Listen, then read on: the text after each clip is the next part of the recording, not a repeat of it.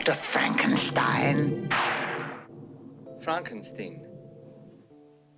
Young Frankenstein wasn't just a comedy, it was a resurrection. It brought gothic horror and screwball parody back from the dead, in black and white. But behind the scenes, nothing came easy. The studio hated the format. The title was nearly scrapped. And one scene? It pushed things so far, the ratings board nearly slapped it with an R. These are 20 weird facts about Young Frankenstein.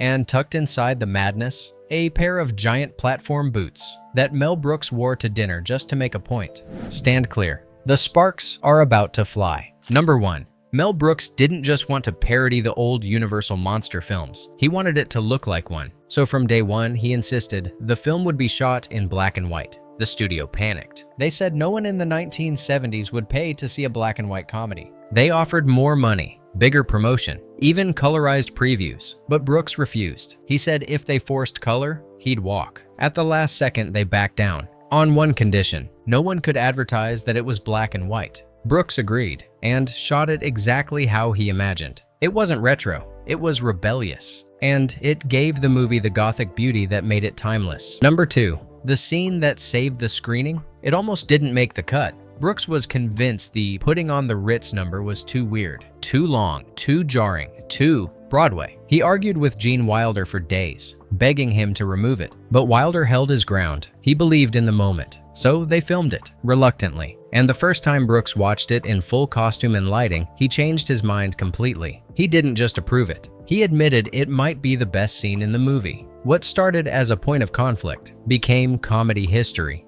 Number 3. Mel Brooks ran a tight set, but Gene Wilder and Marty Feldman, they didn't always follow the rules. Between takes, the two would whisper together, tweaking lines, flipping gags, changing timing. Brooks would yell, "Stick to the script," and they'd smile, then change it again. At one point, Feldman rewrote his entrance with a completely different accent, without telling anyone. The camera rolled, and the entire crew lost it. Brooks was furious, until he saw the playback. What he got wasn't just funny, it was alive, inventive, surreal. So he gave them more space. Not because he liked the chaos, but because he realized it worked. Number 4. Peter Boyle looked terrifying as the monster, but under those lights, he was miserable. The makeup took hours to apply. Layers of latex, prosthetics, glue, each one trapping heat inside his skin. Under the studio lights, it didn't take long for the whole thing to start melting. His face would sag, his forehead bubbled, his fake scars literally slid out of place. The crew had to stop filming, rush him to a fan, and reapply everything,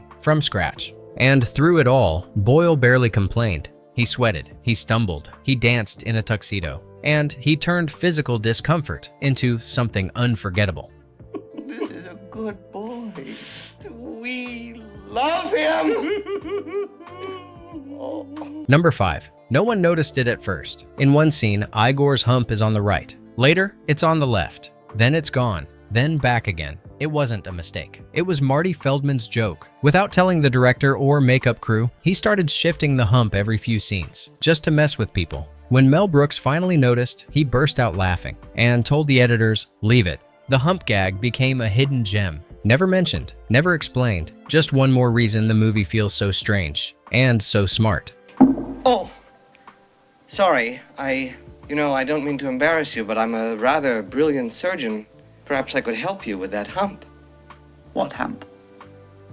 Number 6. Cloris Leachman didn't try to be funny. When she stepped into the role of Frau Blucher, she brought with her something sharp, cold, measured. Not the over-the-top energy Mel Brooks usually loved, but something quieter, stranger. She gave the character a clipped, almost unplaceable European accent. Part Transylvania, part something else entirely. She delivered every line like it carried weight, even when the words themselves were absurd. And that's what made it dangerous. Every time she opened her mouth, the cast fell apart. Gene Wilder would crack mid-line. Terry Garr had to turn away. Even the camera crew lost it behind the lens. They tried again and again, but no one could stay in character. So they made a choice, one that rarely happens in comedy. They didn't ask her to tone it down, they cut around the laughter. They let the performance live exactly as she gave it, and built the scene around what they could salvage between the breaks. The result is one of the strangest, most hypnotic characters in the film. A woman who doesn't say much, but somehow steals every frame. Leachman didn't chase laughs, she made them chase her. The doctor care for her brandy before retiring? No. Some warm milk? No. Ovaltine. Nothing. Thank you. I'm a little tired. Number 7.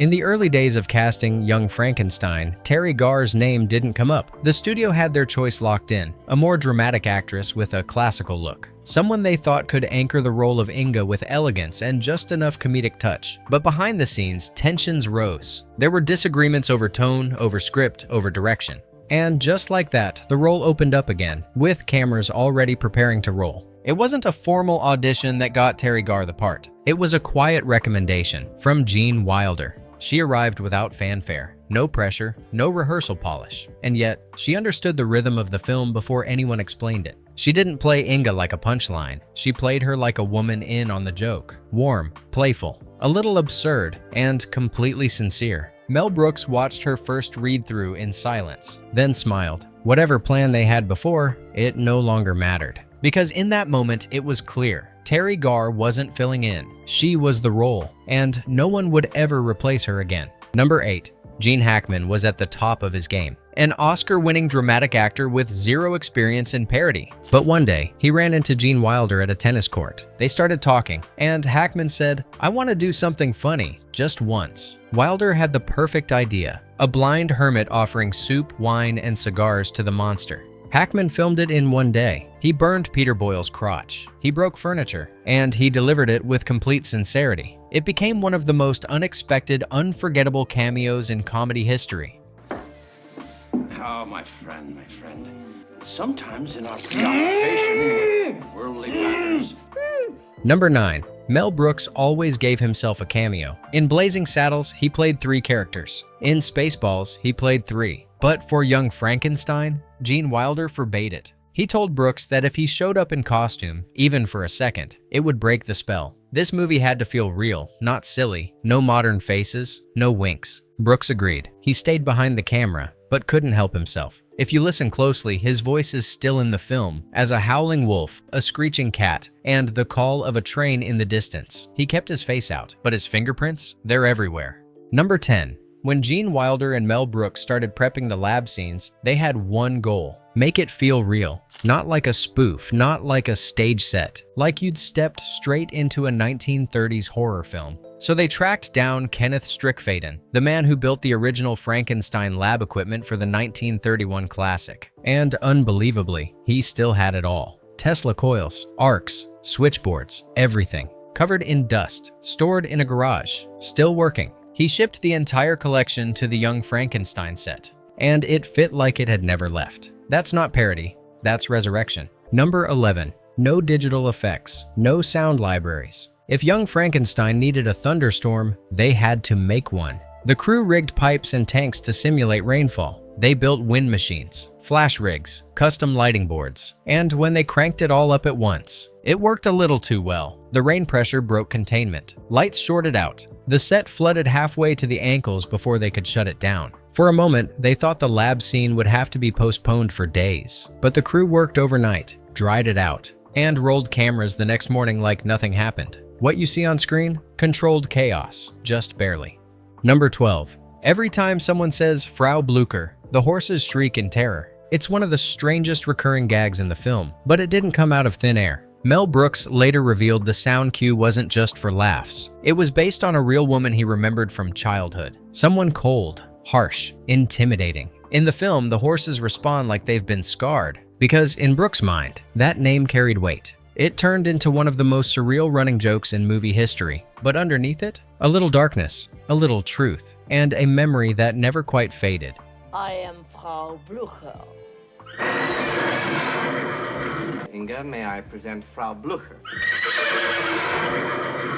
Number 13. To Gene Wilder, the title was perfect. It captured everything: tone, heritage, irony. But the studio didn't agree. They thought it sounded confusing. Too literary, too weird, too slow. At one point, executives even suggested calling it Frankenstein Returns or Son of Frankenstein the Comedy. Mel Brooks refused. Wilder was furious. He told Brooks, "If they change the title, I'm out." It was a rare moment of fire from Wilder. Calm on set, but uncompromising when it mattered. In the end, the studio caved, and the name stayed. Simple, strange, and unforgettable. Number 14. It was just a throwaway line. Igor hands Dr. Frankenstein a cane and says, "Walk this way." They both limp off in identical hunched gaits. The joke landed. Audiences loved it. But then something weird happened. Years later, fans started saying that Aerosmith's hit song Walk This Way was inspired by that exact scene. The band never officially confirmed it, but the timing? Suspiciously close. Whether the story is true or not, the joke left a mark.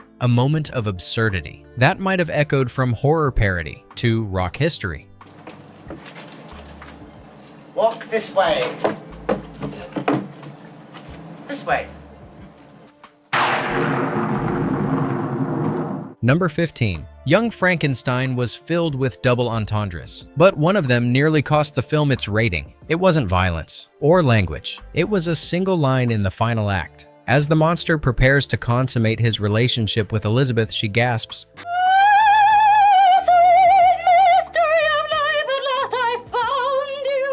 The ratings board flagged it. They called it sexually suggestive in an unnatural context. Brooks was floored. He argued the line was satire, a musical callback, a joke. It took 3 rounds of back and forth before the film kept its PG rating. One line, one joke, 1 inch away from an R.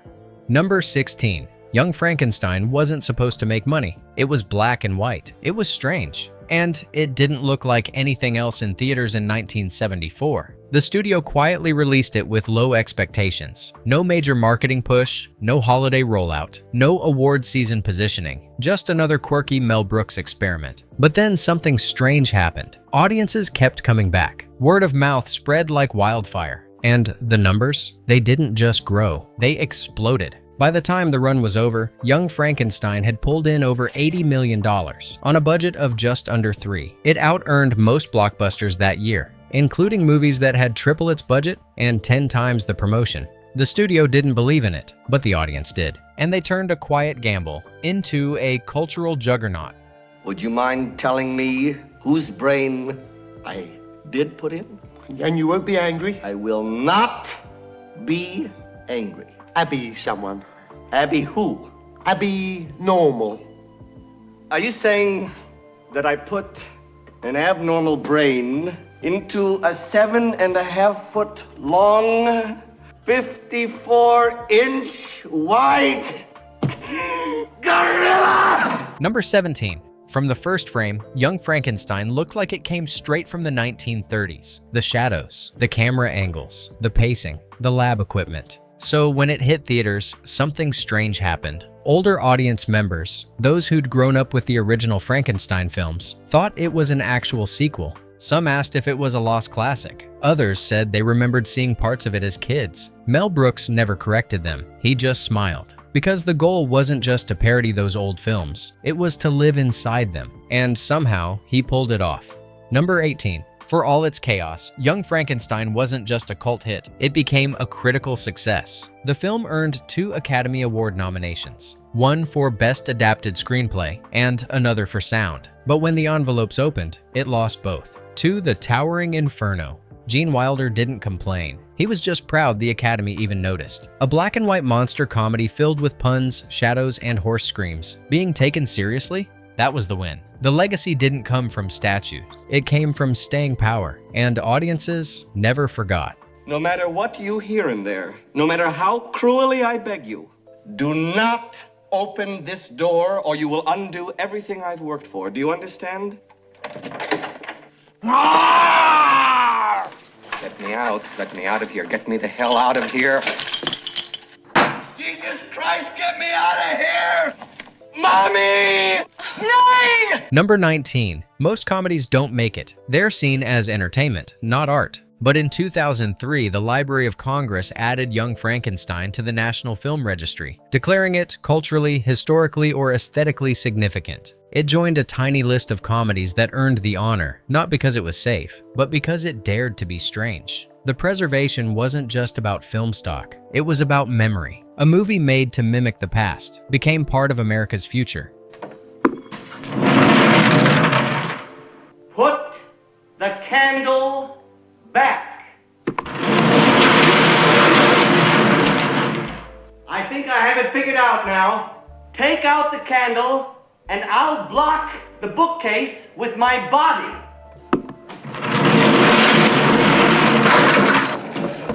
Don't put the candle back.